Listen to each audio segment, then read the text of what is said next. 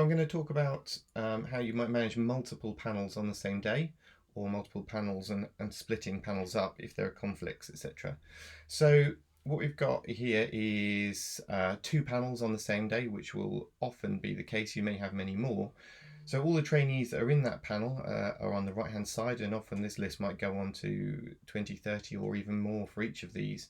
And you may end up with many panels on the same day because they've got different panel members. So within each panel, the panel members will be consistent. So if you want to change the panel members, you'll have to create a new panel for that date. So there's a few different ways to do this. So if you go into this particular panel and you realise that this trainee, this is the supervisor, there's a conflict of interest, you'll actually want to move this trainee to a different panel where this person isn't involved. And the way you might be able to do that is click Move Selected. So highlight the one you want to move, Move Selected.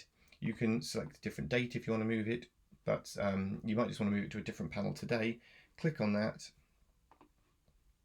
and that trainee will move. So they'll have come off this list and will now be in the different panel where you've added them.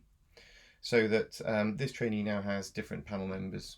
They happen to be the same just because I set it up that way, but essentially you'll be moving from a different panel.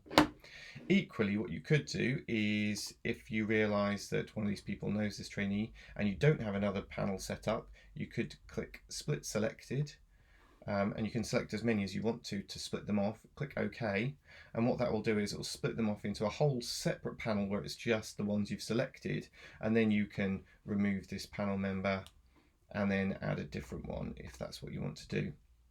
So there's a couple of different ways to do that.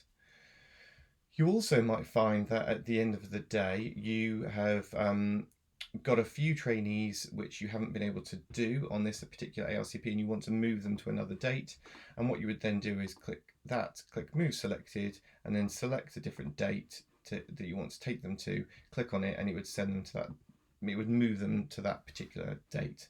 So sometimes you might have 50 trainees you want to get through on the RCP, but you don't get through them all on that day. You want to move them till tomorrow.